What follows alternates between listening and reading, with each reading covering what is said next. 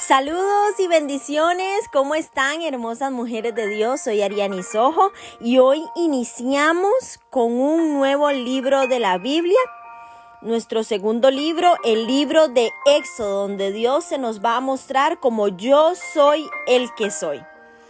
Así que estemos listas y atentas con nuestra Biblia, con nuestro cuaderno y con nuestro lápiz, porque el Padre tiene un mensaje glorioso para nosotras en este tiempo. Vamos a orar para pedirle al Padre que nos guíe y tome el control. Padre Celestial, en el nombre de Jesús, yo te doy gracias por un día más que nos permites leer la palabra de Dios. Un día más que nos permites disfrutar de la bendición de poder aprender de tu palabra.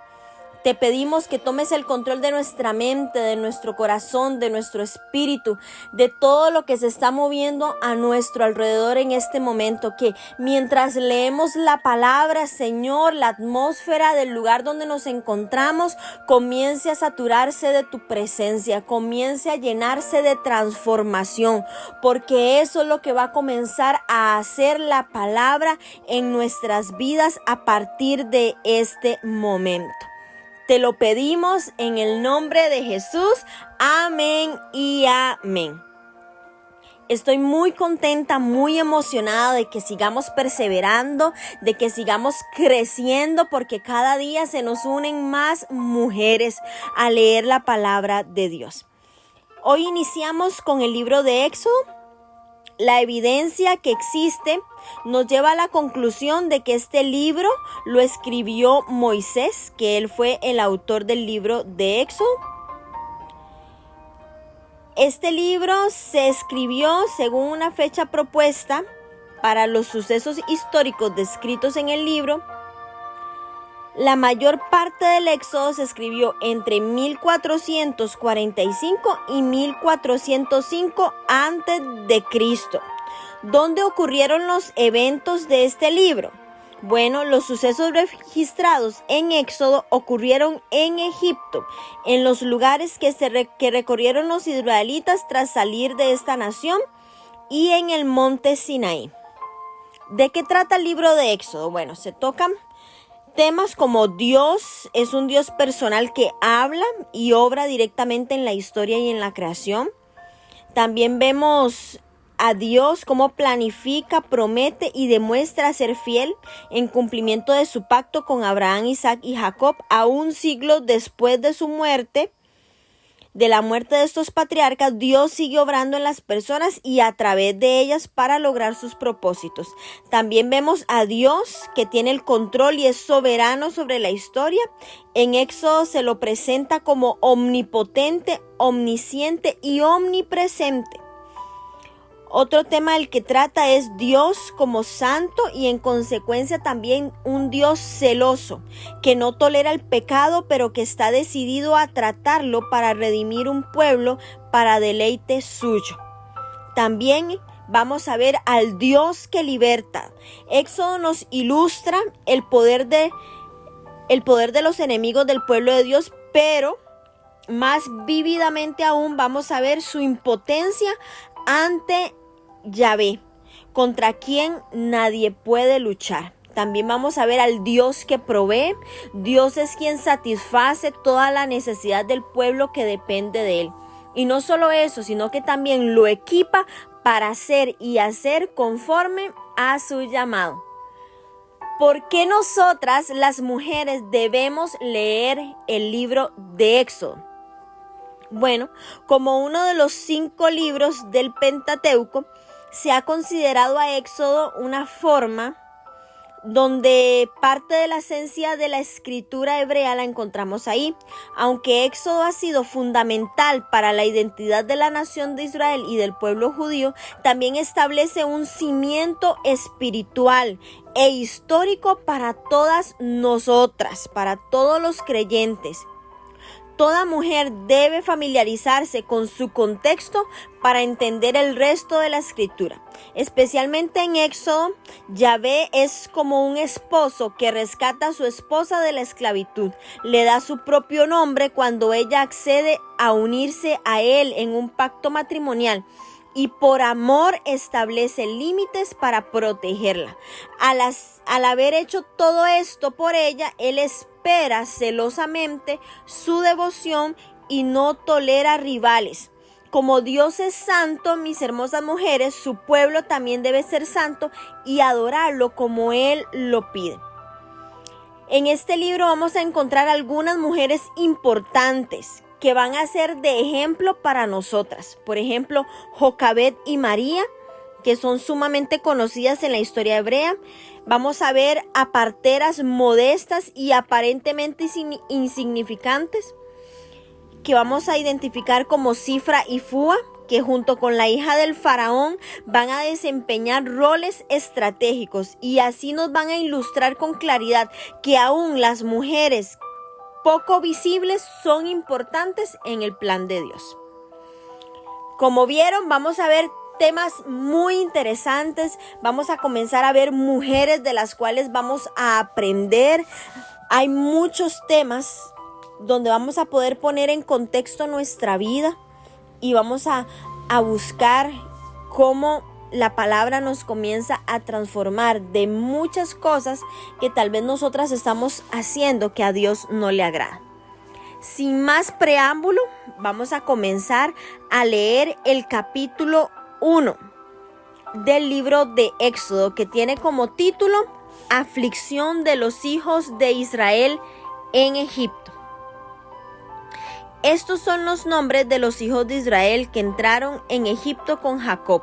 Cada uno entró con su familia: Rubén, Simeón, Leví, Judá, Isaacar, Zabulón, Benjamín, Dan, Neftalí, Gad y Aser.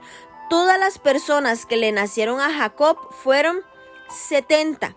Y José estaba en Egipto, y murió José y todos sus hermanos y toda aquella generación. Y los hijos de Israel fructificaron y se multiplicaron, y fueron aumentados y fortalecidos en extremo, y se llenó de ellos la tierra. Entre tanto se levantó sobre Egipto un nuevo rey que no conocía a José, y dijo a su pueblo: he aquí, el pueblo de los hijos de Israel es mayor y más fuerte que nosotros. Ahora pues, seamos sabios para con él, para que no se multiplique y acontezca que viniendo guerra, él también se una a nuestros enemigos y pelee contra nosotros y se vaya de la tierra. Entonces pusieron sobre ellos comisarios de tributos que los molestasen con sus cargas, y edificaron para Faraón las ciudades de almacenaje, Pitón y Ramesés. Pero cuanto más los oprimían, tanto más se multiplicaban y crecían, de manera que los egipcios temían a los hijos de Israel. Y los egipcios hicieron servir a los hijos de Israel con dureza, y amargaron su vida con dura servidumbre, en hacer barro y ladrillo, y en toda labor del campo, y en todo su servicio, al cual los obligaron con rigor. Y habló el rey de Egipto a las parteras de las hebreas, y una de las cuales se llamaba Cifra y otra Fúa, y les dijo: cuando asistáis a las hebreas en sus partos y veáis el sexo, si es hijo, matadlo, y si es hija, entonces viva. Pero las parteras temieron a Dios y no hicieron como les mandó el rey de Egipto, sino que preservaron la vida de los niños.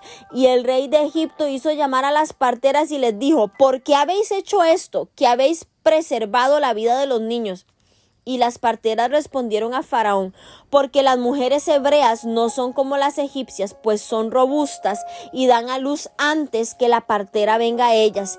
Y Dios hizo bien a las parteras, y el pueblo se multiplicó y se fortaleció en gran manera. Y por haber las parteras temido a Dios, él prosperó sus familias. Entonces Faraón mandó a todo su pueblo, diciendo: echad al río a todo hijo que nazca, y a toda hija preservad la vida.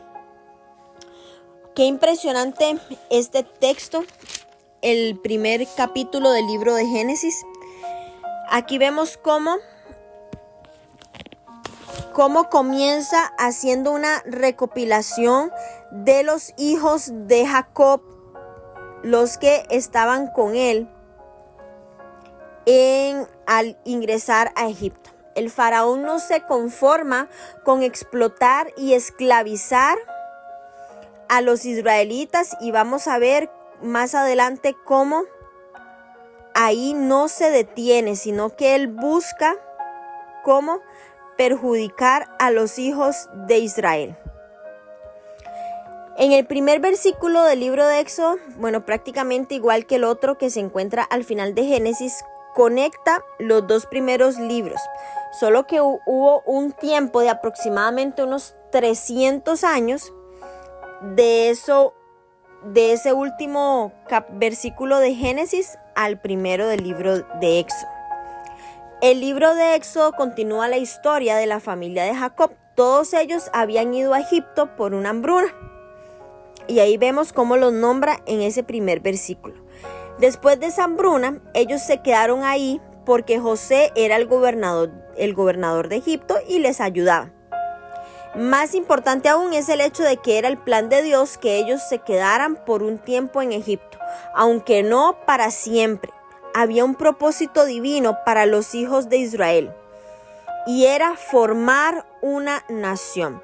Al final de Génesis vemos a una familia llegar a Egipto, pero ahora vemos en este primer versículo de Éxodo, vemos que esa familia llegó a convertirse en una nación, los israelitas. Entonces el libro de Éxodo comienza haciendo mención a todos los hijos de Jacob por nombre. Los hijos de Jacob eran 12, pero sumando los hijos de los hijos eran en total 70 descendientes. También en Génesis se hace mención de todos los hijos de Jacob, al igual que los nietos, y al final se señalan cuántos eran en total. De ser una familia de 70 hombres, sin contar mujeres y niños, los israelitas llegaron a convertirse en una nación de más de 600,000 hombres, según un censo que ordenó Dios en el desierto cuando salieron de Egipto. Eso lo vamos a leer en el libro de Números, capítulo 1. Perdón. El número 70 es muy significativo, ya que este es el número mismo de las naciones del mundo según las fronteras establecidas por Dios, no por el hombre. Recordemos cuando hicimos mención también en el libro de Génesis de Deuteronomio 32:8. Entonces aquí vemos cómo comienza a avanzar. Vemos más adelante que hay un cambio político. Era natural que los nuevos regentes egipcios sospecharan de los israelitas que estaban asentados al norte de Egipto. Ellos eran vistos como extranjeros y como tales constituían una amenaza para los nuevos gobernantes. Entonces, para controlarlos, esta nueva dinastía egipcia somete a los israelitas a esclavitud. La Biblia no explica exactamente cómo los israelitas cayeron en esclavitud. Sin embargo, las formas más comunes en la antigüedad para tener esclavos, y lo vimos también en el libro de Génesis, fue por deuda o por guerra. Entonces puede que haya sido alguna de estas dos opciones. Un dato interesante que leí en uno de los comentarios dice que los egipcios pusieron a trabajar a los israelitas para amargar su vida.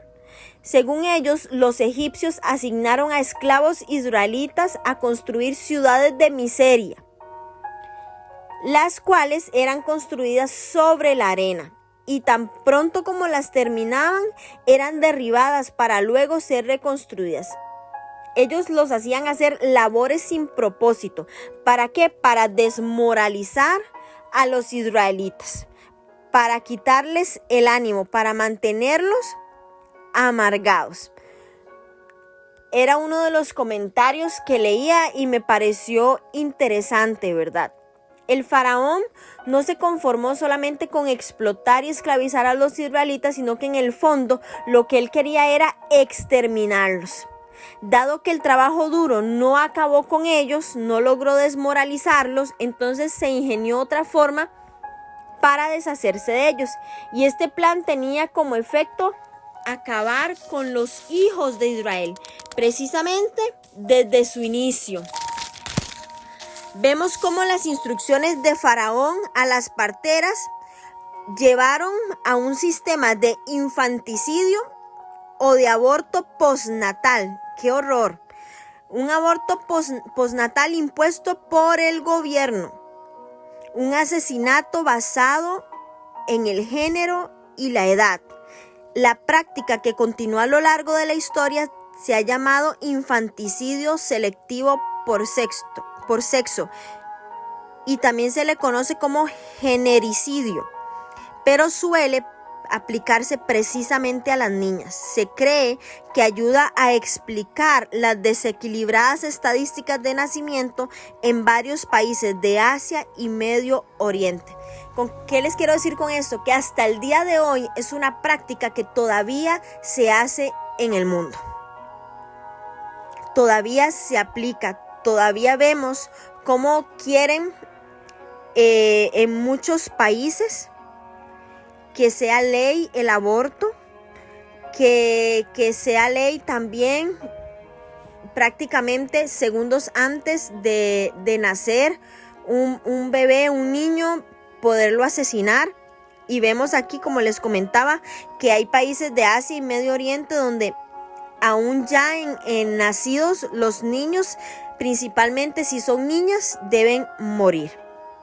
Es algo muy, muy doloroso.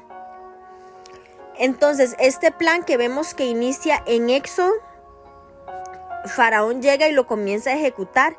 Él le habla a las parteras y les dice que debían matar a los niños inmediatamente que nacían. Las parteras corrieron el riesgo de enojar al faraón, aún de morir ellas, pero ellas tuvieron más temor de Dios que del hombre. Por eso el Señor las recompensa. Tras ser confrontadas por no haber cumplido las órdenes, las parteras le presentaron a Faraón una excusa muy creíble, que aprovechaba la precaución del rey por la diferencia de fuerza que había observado entre las hebreas y las egipcias. Ellas le dijeron que las hebreas eran robustas. ¿Qué quiere decir esto? Eran llenas de vida, que sostiene o preserva la vida. Y daban a luz antes de que llegaran las parteras. Qué impresionante esto, porque muestra la fuerza que había en las mujeres hebreas. Entonces, como Faraón no logra exterminarlo a través de las parteras, que vemos que las parteras se les conoce como Cifra y Fua, fueron parteras obedientes. Estas asistían a las mujeres egipcias y también a las mujeres hebreas en el campo. Vemos cómo las parteras desobedecieron valientemente a Faraón, pero a pesar de las posibles consecuencias, ellas prefirieron obedecer a Dios. Y Dios premió su fidelidad. La declaración de que Dios prosperó, dice Dios prosperó sus familias. Esta frase se traduce del hebreo, que también se encuentra en la promesa de Dios a David, que dice de establecer su casa. Probablemente las parteras no tenían hijos propios, pero por haber temido a Dios y haber rescatado a los bebés hebreos, Él les dio algo que no podían obtener por sí solas: casas o descendientes propios. En este caso único hay una recompensa extraordinaria por actos que demuestra la valentía también extraordinaria. En la Biblia, a lo largo de la Biblia, nos va a quedar claro que las familias son dádivas, son bendiciones que provienen de Dios. Sin embargo, hay algo que quiero dejar claro. Sin embargo, Dios es libre de bendecir a quien Él quiera, sin verse limitado ni restringido por nuestras exigencias, ni por nuestras expectativas. Incluso de la mujer más piadosa. Dios conoce nuestros deseos, Dios se interesa por nuestros anhelos, pero Dios tiene sus propios planes. Y Él no hubiera sido menos Dios ni menos bueno si Él hubiera permitido que las parteras fueran ejecutadas o que quedaran solteras o casadas o sin hijos. De una manera u otra, decidió hacer lo que más glorificaría su nombre, y eso tenemos que tenerlo claro. Dios siempre va a buscar que su nombre sea glorificado y Él va a hacer eso. Entonces aquí vemos cómo la forma de tratar con las parteras demuestra que Dios se deleita en revelar su poder mediante los canales menos esperados, mediante las debilidades. Y este acontecimiento milagroso muestra su punto de vista sobre la importancia de la obediencia y la valentía. Dios considera a la familia como una recompensa por la obediencia extrema, por la demostración de valor que tuvieron estas mujeres. Y qué hermoso esto, porque es muy probable que tener una familia, no fama, no dinero, no riqueza, no, una familia fue la mayor recompensa posible para estas mujeres. Y yo sé que hay mujeres que nunca se van a casar, que van a permanecer solteras. Hay mujeres que nunca van a tener descendencia, que nunca van a tener marido, y eso no está mal. No es que están en desobediencia, sino que ahí Dios está ejerciendo su plan. Vemos cómo las parteras eran personas que habían hecho del servicio a otras mujeres su profesión. Estas mujeres estaban solas, no tenían descendencia, no tenían casa, pero en lugar de aislarse de la sociedad, en lugar de amargarse o llenarse de envidia por ver a otras disfrutar de una familia, en lugar de culpar a Dios o marchitarse por la desesperación de que no estoy casada, de que estoy soltera, de que no voy a tener hijos, estas mujeres, y es un testimonio conmovedor de que Dios provee a quienes le temen, mostraron fortaleza para contribuir con las bendiciones, para contribuir con la sociedad y en especial con el bienestar del pueblo de Dios. Dios es bueno y yo les puedo asegurar a cada una de ustedes de que Dios siempre obra para tu bien, pero aún más para glorificar su nombre y cumplir sus planes. Y hoy quiero decirte, si estás soltera, si tienes muchos años y no tienes hijos tampoco, y Dios no ha puesto un hijo en tu vientre, no te amargues, no te afanes, no te desesperes, no te llenes de envidia, no. Ponte a producir, ponte a ayudar a otros. Que para mí ese es un antídoto. Es un antídoto para el descontento y la decepción. Buscar, ayudar a otros. Y esto fue lo que hicieron estas mujeres. Comencemos a obedecer a Dios en las pequeñas cosas. Invierte en la vida de los demás. Deleítate en ser hija de un rey, parte de la familia de Dios y de la fe. Y tu vida va a cambiar. No esperando nada de Dios, simplemente que todo lo que hagas lo glorifique a Él. Amén. Bueno, seguimos leyendo porque hay un plan B. El plan A través de las parteras no funciona. Viene un plan B de exterminio. No funciona. Vemos cómo el faraón se dio a la tarea de idear otro plan más abierto. Este plan es semejante, pero es aún más maldad, más doloroso y trae a memoria otros eventos históricos semejantes. Número 1, el que leemos en Mateo 2:16, que es el plan de Herodes para matar a los bebés nacidos en Belén en tiempos del nacimiento del Mesías. Y otro que es más actual, que es el Holocausto, el plan de Hitler para exterminar a los judíos en la Segunda Guerra Mundial. En este primer capítulo de Éxodo vemos la condición de esclavitud a la que estaba sometida el pueblo de Dios en Egipto, al igual que el riesgo de ser exterminados. La historia de Éxodo también tiene una aplicación espiritual y comenzamos a ver los paralelos desde este primer capítulo.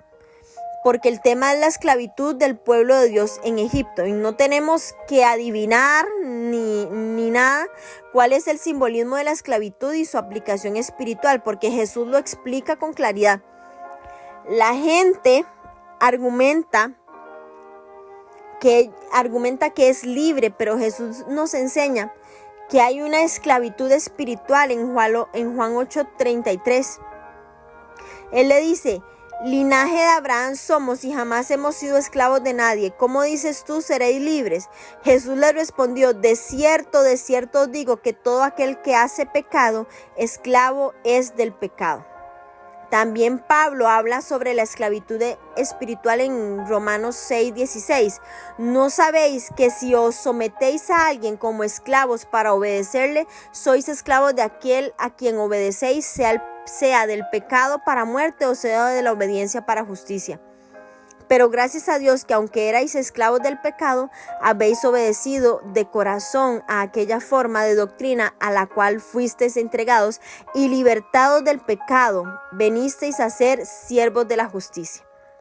Este libro de Éxodo nos va a llevar a través de ese proceso de ser librados de la esclavitud hasta llegar a ser libres para servir, para adorar, para glorificar a Dios en justicia.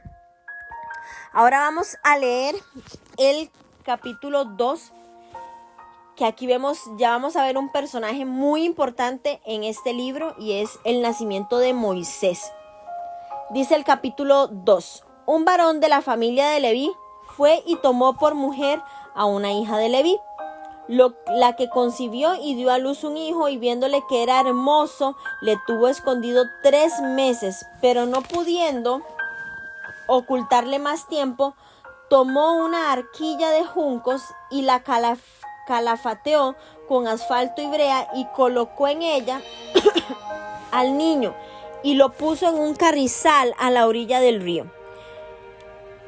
Y una hermana suya se puso a lo lejos para ver lo que le acontecería, y la hija de Faraón descendió a lavarse al río, y paseándose sus doncellas por la ribera del río, vio ella la arquilla en el carrizal y envió una criada suya a que la tomase. Y cuando la abrió, vio al niño, y he aquí que el niño lloraba, y teniendo compasión de él, dijo: de los niños de los hebreos es este. Entonces su hermana dijo a la hija de Faraón: iré a llamarte una nodriza de las hebreas para que te críe este niño. Y la hija de Faraón respondió: ve. Entonces fue la doncella y llamó a la madre del niño, a la cual dijo la hija de Faraón: lleva a este niño y críamelo, y yo te lo pagaré. Y la mujer tomó al niño y lo crió, y cuando el niño creció, ella lo trajo a la hija de Faraón, la cual lo prohijo, y le puso por nombre Moisés, diciendo: porque de las aguas lo saqué. Versículo 11. Moisés huye de Egipto. En aquellos días sucedió que creció ya Moisés, salió a sus hermanos y los vio en sus duras tareas, y observó a un egipcio que golpeaba a uno de los hebreos, sus hermanos. Entonces miró a todas partes, y viendo que no parecía nadie, mató al egipcio y lo escondió en la arena. Al día siguiente salió y vio a 2 hebreos que reñían. Entonces dijo al que maltrataba al otro: ¿por qué golpeas a tu prójimo? Y él le respondió: ¿quién te ha puesto a ti por príncipe y juez sobre nosotros? ¿Piensas matarme como mataste al egipcio? Entonces Moisés tuvo miedo y dijo: ciertamente esto ha sido descubierto. Oyendo Faraón acerca de este hecho, procuró matar a Moisés. Pero Moisés, huyendo de delante de Faraón, y habitó en la tierra de Madián, y estando sentado junto al pozo, 7 hijas que tenía el sacerdote de Madián vinieron a sacar agua para llenar las pilas y dar de beber a las ovejas de su padre. Mas los pastores vinieron y las echaron de allí. Entonces se levantó y las defendió y dio de beber a sus ovejas. Y volviendo ellas a Reuel, su padre, les dijo: ¿por qué habéis venido hoy tan pronto? Ellas respondieron: un varón egipcio nos defendió de mano de pastores, y también nos sacó el agua y dio de beber a las ovejas. Y dijo a sus hijas: ¿dónde está? ¿Por qué habéis dejado a ese hombre? Llamadle para que coma. Y Moisés convino en morar con aquel varón, y él le dijo a su hija Séfora por mujer a Moisés. Ella le dio a luz un hijo y le puso por nombre Gersón, porque dijo: forastero soy en tierra ajena.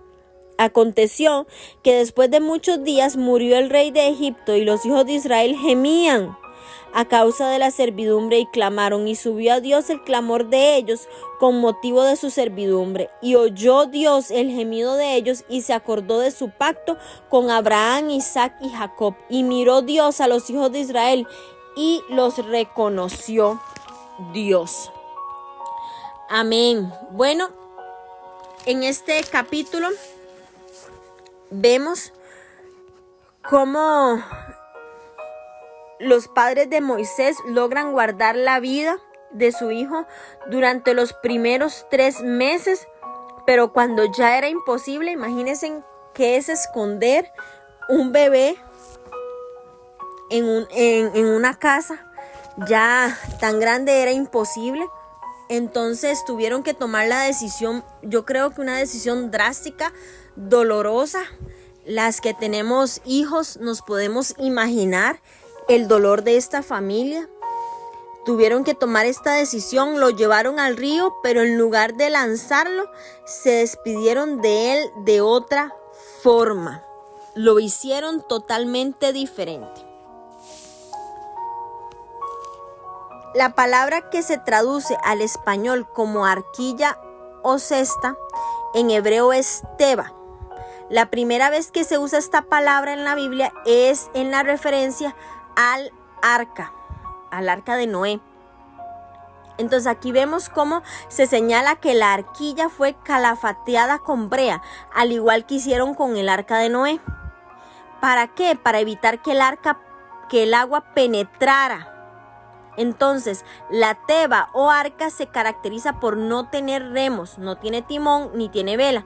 Queda a la merced de las corrientes. En otra palabra, queda a la merced de Dios. Y en ese sentido, la madre de Moisés entregó a su bebé en manos del Señor para que él tomara el control. Y aunque esta cesta estaba protegida contra el agua, existían otros peligros. Uno de los peligros que abundan en las aguas del río Nilo son los cocodrilos. ¿Qué sucedió entonces con el bebé en la cesta? Vimos en los versículos que la habían dejado a la deriva y que la cesta flotó al lugar que menos hubieran pensado o tal vez deseado. Dios llevó al bebé a las manos del enemigo.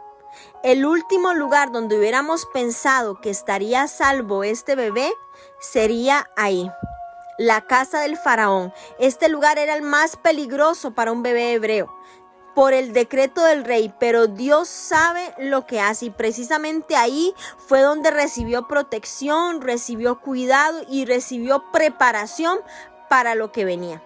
No solo la hija del faraón salva al niño, sino que también lo puso en brazos de su propia madre para que lo cuidara. Hasta le pagaron para hacerlo. Definitivamente el milagro tenía el sello de Dios. Ahí vemos cómo Dios estaba realmente en este asunto. Llegó el día en el que el niño ya debía ser llevado al palacio real. Y aún en eso Dios le permitió, porque tenía un propósito para este levita. El nombre Moisés, en hebreo Moshe, significa sacado. La hija de Faraón le puso este nombre porque fue sacado del agua, pero el nombre también es un nombre profético, porque Dios había escogido a este hombre para sacar a los israelitas de Egipto. Mientras el Faraón estaba planeando el exterminio de los hijos de Israel, Dios estaba preparando la liberación y la redención. Y esto aplica para nosotras hoy.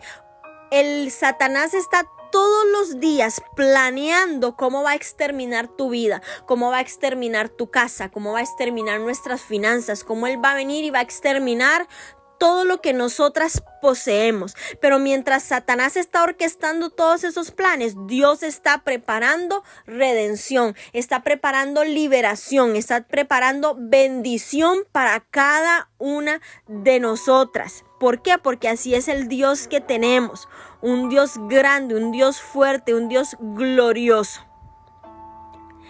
Vimos cómo en la casa real Moisés es establecido y ahí vemos cómo él adquiere contactos, él aprende lo que iba a necesitar para cumplir la misión que Dios le iba a encomendar. En el libro de Hechos, en el capítulo 7, Esteban explica que al cumplir Moisés sus 40 años de edad se le despertó el deseo de conocer sus raíces. Dice Hechos 7:23, cuando hubo cumplido la edad de 40 años le vino al corazón el visitar a sus hermanos, los hijos de Israel. Este libro de Hebreos nos revela que Moisés no hizo una visita pasajera a los israelitas, sino que probablemente decidió ir más allá, tal vez vivir entre ellos por un tiempo.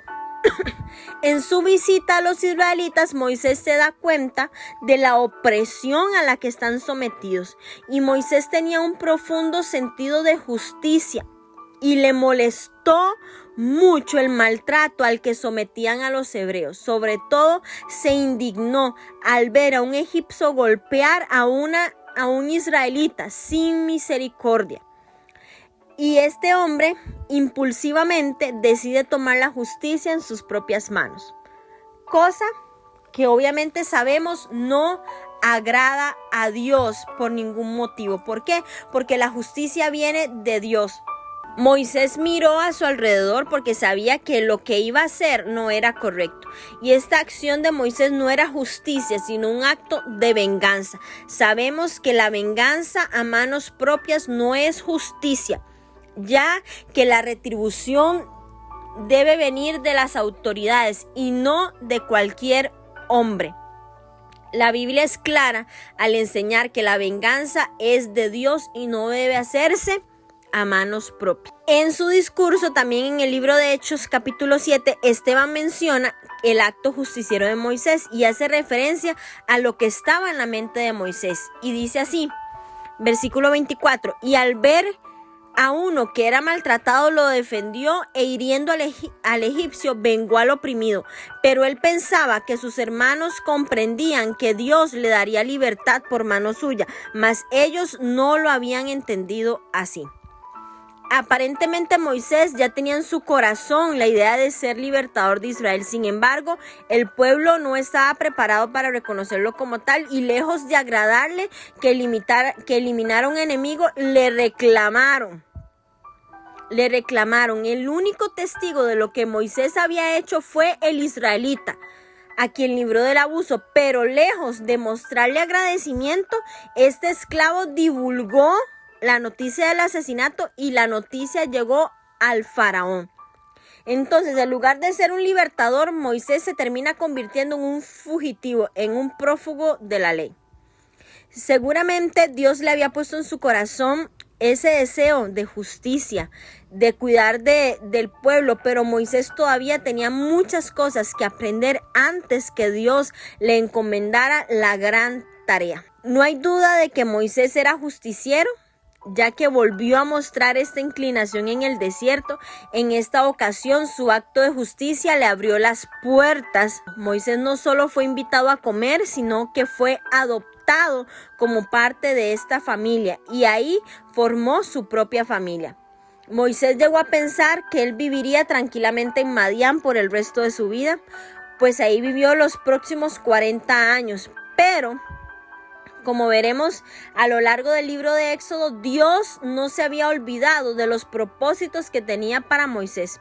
Su estadía en Madián era solo una etapa de entrenamiento, pues ahí iba a aprender a tener paciencia, a tener humildad, a cuidar ovejas, virtudes que les van a ser útiles después, pero su misión más importante estaba aún por venir.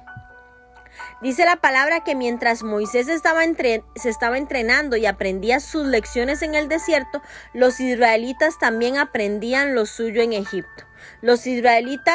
Entre los israelitas se levantó una ola de esperanza cuando supieron que el faraón que los esclavizó había muerto.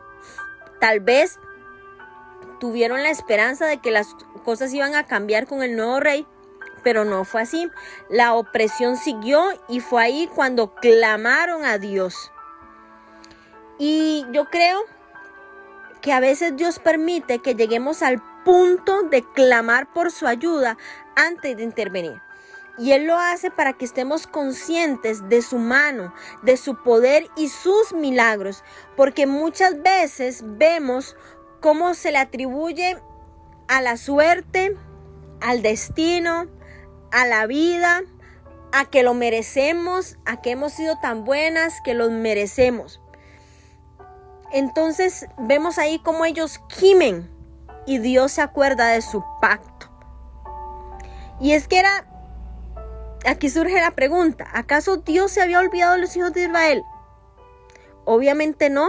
No fue que Dios se hubiera olvidado de su pueblo, de las promesas que les hizo a los patriarcas, a Abraham, Isaac y Jacob. Más bien, quienes necesitaban un recordatorio que eran hijos de Israel, eran ellos. Ellos necesitaban recordar el pacto que Dios hizo con sus padres, porque esa era la única esperanza que les quedaba. Y es que el ser humano tiene por naturaleza olvidarse de Dios cuando todo va bien. No es sino hasta que las cosas se ponen difíciles o imposibles cuando las personas vuelven su rostro a Dios. Y esto es muy lamentable, pero a lo largo de los años nos hemos dado cuenta que es así. La esclavitud de los israelitas no fue un descuido de Dios, más bien era parte del plan de Dios. Dios llevó a los hijos de Israel a Egipto para formar de esa familia una gran nación. Ellos pudieron haber regresado a la tierra prometida cuando se acabó el hambre, pero se quedaron muy cómodos en la tierra de Egipto. Y en el tiempo de Dios, el Señor permitió que el fuego de la esclavitud incomodara a los israelitas para prepararlos para salir de Egipto. Y en Deuteronomio vamos a ver cómo se describe a Egipto como un horno de aflicción. Y en varios lugares de la Biblia se usa esta figura de horno para describir las pruebas de la vida. Yo creo que es una metáfora muy hermosa, muy significativa, ya que el horno sirve para purificar lo que es valioso, como el oro o la plata. Quema en ese proceso las impurezas, la paja, la escoria. De la misma manera, Dios permite que pasemos por aflicciones para que a través de esas pruebas aprendamos lo que es realmente el valor y salga en evidencia lo que es vano, lo que no necesita estar en nuestra vida. No sé cuántas de ustedes se sienten en este momento como en el horno de la aflicción, se sienten en Egipto. Pero déjeme decirle que en ese lugar usted lo que está haciendo es purificada. Se está quedando la escoria, se está quedando la paja, se está quedando todo lo que es vano, porque va a salir lo valioso, se va a purificar el oro, la plata, el valor que cada una de nosotras tenemos. Jehová llevó a su pueblo a un punto en el que ellos se dieron cuenta que necesitaban del Señor y por eso clamaron a Él y Él responde. Dios no se queda con los brazos cruzados, sino que Él responde. Vamos a leer ahora el capítulo 3. ¿Cómo responde Dios? Apacentando Moisés las ovejas de Jetro, su suegro, sacerdote de Madián, llevó las ovejas a través del desierto y llegó hasta Horeb, monte de Dios, y se le apareció el ángel de Jehová en una llama de fuego en medio de una zarza. Y él miró y vio que la zarza ardía en fuego y la zarza no se consumía. Entonces Moisés dijo: iré yo ahora y veré esta grande visión, porque causa la zarza no se quema. Y viendo Jehová que él iba a ver, lo llamó Dios de en medio de la zarza y dijo: Moisés, Moisés. Y él respondió: heme aquí. Y dijo: no te acerques, quita tu calzado de tus pies, porque el lugar en que tú estás, tierra santa es. Y dijo: yo soy el Dios de tu padre, Dios de Abraham, Dios de Isaac y Dios de Jacob. Entonces Moisés cubrió su rostro porque tuvo miedo de mirar a Dios, y dijo luego Jehová: bien he visto la aflicción de mi pueblo que está en Egipto, y he oído su clamor a causa de sus exactores, pues he conocido sus angustias, y he descendido para librarlos de mano de los egipcios y sacarlos de aquella tierra a una tierra buena y ancha, a tierra que fluye leche y miel, a los lugares del cananeo y del eteo, del amorreo, del fereceo, del heveo y el jebuseo. El clamor pues de los hijos de Israel ha venido delante de mí, y también he visto la opresión con que los egipcios los oprimen. Ven por tanto ahora, y te enviaré a Faraón para que saques de Egipto a mi pueblo y los hijos de Israel. Entonces Moisés respondió a Dios: ¿quién soy yo para que vaya a Faraón y saque de Egipto a los hijos de Israel? Y él respondió: ve, porque yo estaré contigo, y esto te será por señal de que yo te he enviado. Cuando hayas sacado de Egipto al pueblo, serviréis a Dios sobre este monte. Dijo Moisés a Dios: he aquí que llego yo a los hijos de Israel y les digo: el Dios de vuestros padres me ha enviado a vosotros. Si ellos me preguntaren cuál es su nombre, ¿qué les responderé? Y respondió Dios a Moisés: yo soy el que soy. Y dijo: así dirás a los hijos de Israel: yo soy, me envió a vosotros. Además dijo a Moisés: así dirás a los hijos de Israel: Jehová, el Dios de vuestros padres, el Dios de Abraham, Dios de Isaac y Dios de Jacob, me ha enviado a vosotros. Este es mi nombre para siempre, con el que me recordará por todos los siglos. Ve y reúne a los ancianos de Israel y diles: Jehová, el Dios de vuestros padres, el Dios de Abraham, de Isaac y de Jacob, me apareció, diciendo: en verdad os he enviado y he visto lo que se os hace en Egipto, y he dicho: yo os sacaré de la aflicción de Egipto y la tierra del cananeo, del eteo, del amorreo, del fereceo, del heveo y del jebuseo, a una tierra que fluye leche y miel. Y oirán tu voz, e irás tú y los ancianos de Israel al rey de Egipto, y le diréis: Jehová, el Dios de los hebreos, nos ha encontrado. Por tanto, nosotros iremos ahora camino de 3 días por el desierto para que ofrezcamos sacrificio a Jehová vuestro Dios. Mas yo sé que el rey de Egipto no os dejará ir, sino por mano fuerte. Pero yo extenderé mi mano y heriré a Egipto con todas mis maravillas que haré en él.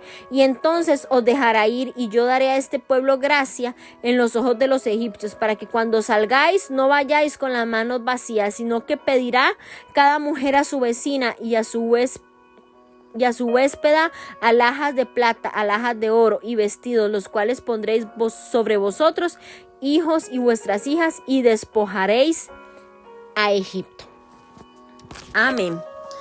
Bueno, vemos por primera vez cómo Dios escoge a Moisés para liberar a los hijos de Israel de la esclavitud de Egipto. ¿Por qué permitió que se fuera el exilio en Madián? Bueno, algunas de las claves las encontramos en este primer versículo, en este primer versículo del capítulo 3. Moisés ya tenía el conocimiento del mundo egipcio, los contactos en el palacio y la experiencia en liderazgo, pero para seguir al pueblo a través del desierto necesitaba aprender algo más. Él necesitaba ser pastor. Y es probable que Moisés llegó a creer que terminaría sus días en Madián, en un lugar donde encontró esposa y tuvo hijos, pero Madián no era el destino final de Moisés. Más bien, esos 40 años fueron una etapa de entrenamiento en la cual Moisés aprendió a ser pastor, y la experiencia de cuidar ovejas en el desierto le ayudó también a convertirse en el pastor del pueblo de Israel en un camino a través del desierto que los iba a llevar a la tierra prometida. Bueno, Madián. Los madianitas eran un pueblo nómada que habitaban en el desierto, en lo que hoy es el sur y el sur de Jordania y el noreste de Arabia. Este pueblo fue formado por Madián, uno de los hijos de Abraham que tuvo con Cetura luego de la muerte de Sara. La Biblia dice que Jetro, el suegro de Moisés, era sacerdote de Madián. No se menciona cuál era exactamente su fe o religión o si él creía realmente en el Dios de Abraham. En este capítulo vemos el primer encuentro que se registra entre Moisés y Dios, y el lugar de encuentro fue el monte Horeb, que también es conocido como el monte Sinaí. En ese mismo lugar se llevará a cabo también el primer encuentro entre Dios y todo el pueblo de Israel poco tiempo después. Tal vez Moisés había pasado por el monte Horeb muchas veces con su rebaño, pero ese día algo muy especial pasó. El Señor usó un evento sobrenatural para llamar la atención de Moisés y despertar su curiosidad. Y esa frase de iré yo ahora es muy especial porque Moisés se tuvo que salir de su camino para ver lo que estaba pasando. Y nos deja una gran lección porque muchos queremos ver lo sobrenatural de Dios, pero no queremos salirnos del camino. No queremos dejar lo que estamos haciendo en el momento para ir y buscar a Dios, ver lo que Él tiene para nosotros. Cuando uno busca, halla. Cuando uno pregunta, encuentra respuesta. Moisés preguntó y Moisés se movió y encontró la revelación de Dios. Moisés estuvo dispuesto a salirse del camino, soltar sus propios planes y encontrar el verdadero propósito de su vida a través de lo sobrenatural. La Biblia nos señala que cuando Moisés se acercó ahí fue cuando el Señor se le reveló. Dios llama a Moisés por su nombre. Imagínense lo impresionante que pudo haber sido ese momento. Y ahí se le da a conocer como Dios. Se le va a presentar por nombre, pero antes de identificarse el Señor le da una instrucción. Él le dice: quita tu calzado de tus pies. Moisés ya había pasado muchas veces por ese lugar. Era un sitio común y corriente. Lo que era especial no era el lugar, sino que la presencia de Dios estaba ahora en ese lugar. Hay varias interpretaciones para el quitarse el calzado, pero vemos como el propósito del calzado es proteger los pies, cuidar los pies del polvo, las piedras, la tierra. En el encuentro, Dios le pidió a Moisés que se quitara esta protección, porque quería que tuviera los pies en la tierra, o sea, todos los sentidos. Los zapatos también representan el caminar propio, son propiedad, y en esta ocasión Dios le pide a Moisés en cierta forma que dejara atrás sus planes, que dejara atrás su caminar para asumir el rol que Dios le estaba entregando, para que él recibiera esta nueva asignación. Después de haberse quitado el calzado, Moisés estaba preparado para recibir la revelación de Dios. Y al presentarse como el Dios de los patriarcas Abraham, Isaac y Jacob, el Señor le estaba trayendo a memoria el pacto que había hecho con ellos. Y no solo con estos hombres, sino con su descendencia. Y ya era el tiempo para cumplir la promesa. Pero el pueblo no estaba libre, sino que estaban atrapados en esclavitud en Egipto. Sin embargo, eso no iba a ser impedimento para cumplir el propósito divino. Vemos cómo Dios escucha el clamor. El pueblo estaba agobiado por la esclavitud y se acordaron de Dios y comienzan a clamar para ser liberados. Y es que cuando clamamos a Dios, Él siempre responde. Él siempre responde. Sin embargo, no siempre va a responder cuando nosotras queremos y como nosotras queremos. ¿Qué estaban pidiendo los israelitas? Ellos no estaban pidiendo salir de Egipto. Lo único que pedían es que su carga fuera alivianada. Por supuesto, Dios escuchó el clamor de su pueblo, pero la respuesta de Dios iba más allá de lo que este pueblo había pedido. El Señor no les iba a quitar solo las cargas pesadas, sino que iba a liberarlos. Los iba a sacar de Egipto y los iba a llevar a una mejor vida. Los israelitas no pertenecían a Egipto, sino que estaban destinados a la tierra prometida, pero Dios permitió que su pueblo cayera en esclavitud para que desearan salir de Egipto. De lo contrario, tal vez se hubieran quedado ahí muy cómodos, muy cómodos. Habiéndole expresado Dios su intención de redimir al pueblo de Israel, Él le revela a Moisés la estrategia para lograrlo, el rol que él iba a tener. Moisés era el indicado para realizar esta misión, ya que estaba familiarizado con la forma de vida de Egipto, con el palacio. Ningún otro israelita hubiera tenido acceso al rey como lo iba a tener él. Y después de 40 años de cuidar ovejas, Moisés ya estaba preparado para guiar al pueblo de Israel. Pero antes de aceptar la misión para librar al pueblo, Moisés le hizo varias preguntas a Dios. Y vamos a ver la primera pregunta. ¿Quién soy yo?, le dice Moisés. Humanamente, Moisés tenía razón al pensar que era imposible llegar a dar órdenes al faraón, pero esta misión no era un asunto humano. Ya esta misión de libertad se había convertido en un asunto divino, y esto fue lo que el Señor le aclaró. Tenemos que nosotras llegar y clamar a Dios para que ya nuestra circunstancia, para que ya nuestra situación, para que ya nuestra vida no se convierta en un asunto humano, en un asunto imposible, sino que ya sea un asunto de Dios. Y cuando Dios está en el asunto, cuando Dios toma el control de la circunstancia, ahí lo único que queda es esperar que Dios haga. Moisés estaba viendo las cosas desde el punto de vista humano y por eso vio únicamente sus limitaciones, pero Dios le hizo cambiar la perspectiva. Moisés le pregunta: ¿quién soy yo?, cuando él lo que debería ver es quién era Dios.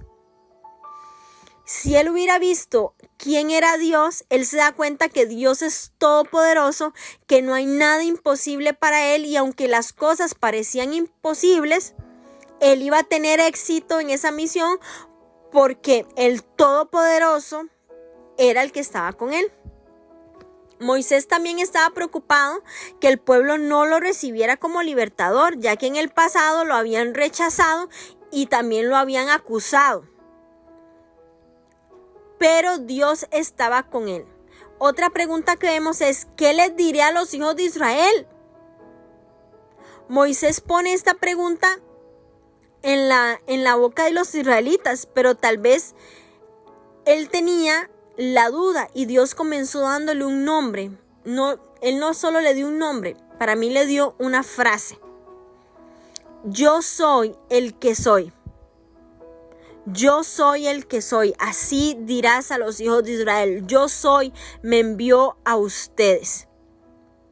Y esta frase resume todo lo que Dios es y será. Y en el versículo 15 es algo extraordinario lo que sucede, porque ahí se resume todo lo que es Jehová. Dice: además dijo Dios a Moisés: así dirás a los hijos de Israel, Jehová, el Dios de vuestros padres, el Dios de Abraham, el Dios de Isaac, el Dios de Jacob, me ha enviado a vosotros. Este es mi nombre para siempre. Con él se me recordará por todos los siglos. Los judíos no lo pronunciaban por respeto para no profanar su nombre. Y eso lo vamos a ver en Éxodo 20. En lugar de decirle yo soy el que soy, decían Adonai o el Eterno. Con este nombre el Señor hizo pacto con los patriarcas. Él es el único que hace pactos y los cumple. Y eso necesitaban saber los israelitas en ese momento de desesperanza por causa de la esclavitud. Dios le da los pasos que va a seguir y vemos cómo Dios da las estrategias, Dios da las pautas para que algo se cumpla. Él le dice: reúnete con los ancianos, y esto era porque él debía tener una reunión primero con los líderes del pueblo de Israel, y a ellos les iba a revelar el plan que incluía no solo librarlos de la esclavitud, sino llevarlos a la tierra prometida. cumpliendo así con el pacto que Dios había hecho con los patriarcas. Luego de la reunión, debía encargarse de transmitir el mensaje a todo el pueblo. Después de esta reunión iba a venir una reunión con el rey de Egipto, con Faraón, y para cualquier israelita hubiera sido prácticamente imposible obtener una audiencia con el rey de Egipto, pero Moisés tenía acceso por haber sido criado en el palacio. Al faraón no se le iba a informar sobre todo el plan, sino la primera parte. Entonces ya ahí vemos cómo vendría la oposición. Ya Dios lo sabía que iba a venir la oposición. Dios les advierte que van a enfrentar oposición para que no se sorprendan, y el pueblo de Israel no va a ser liberado por la bondad de Faraón, pues él se opondrá, más bien será por la mano de Dios, como veremos más adelante. ¿Qué les dice Dios? Haré señales para mostrar mi poder a través de ellas. Lo vamos a leer más adelante, cómo van a hacer estas señales. Viene la salida de Egipto por último. Finalmente los egipcios reconocerán el poder de Dios, el Dios de Israel, y dejarán ir a su pueblo. Los israelitas no saldrán huyendo, sino con la autorización de los egipcios, y no solo con la autorización de los egipcios, sino que se van a llevar la recompensa. Recordemos en Génesis cómo el faraón le dijo a José que la riqueza de Egipto era para él. Aquí vemos cómo se cumple. Egipto iba a ser despojado de la riqueza y se la iban a llevar los israelitas. Era importante que tanto Moisés como el pueblo supieran que la liberación iba a ser un proceso que iba a tomar tiempo, pero que al final se va a hacer la voluntad de Dios. En el próximo capítulo 4 vamos a ver y vamos a terminar de examinar estas preguntas que Moisés le hace al Señor cuando lo llama a ser el libertador de Israel. Espero que estos tres capítulos hayan sido de bendición para sus vidas, como lo ha sido para la mía. El libro de Éxodo es un libro que nos lleva a recordar el poder de Dios, su manifestación sobre sus hijos, pero sobre todo cómo Él cumple sus planes y sus propósitos. Él no deja nada a la deriva, Él siempre está ahí pendiente.